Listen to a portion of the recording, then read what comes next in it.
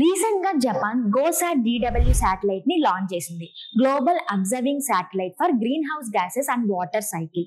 It is and Japanese earth observatory satellite. దీన్ని ఎవరు launch చేశారు? జాక్సా లాంచ్ చేసింది. Japan aerospace exploration agency launch చేసింది. దేని ద్వారా లాంచ్ చేశారు?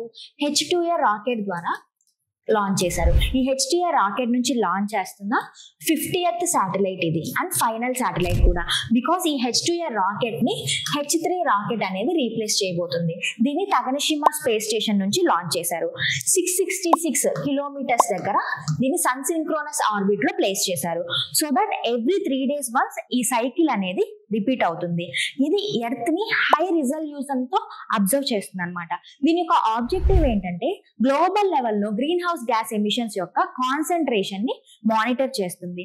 And also it verifies anthropogenic green house gas emissions inventories and larger sources like power plants and mega cities నుంచి emit అయ్యే గ్రీన్ హౌస్ గ్యాస్ ఎమిషన్స్ ని ఇది detect చేస్తుంది. ఇందులో 2 ఇన్స్ట్రుమెంట్స్ ని సెండ్ చేయబోతున్నారు. First one, the total anthropogenic and natural emissions mapping spectrometer 3, TANSO 3.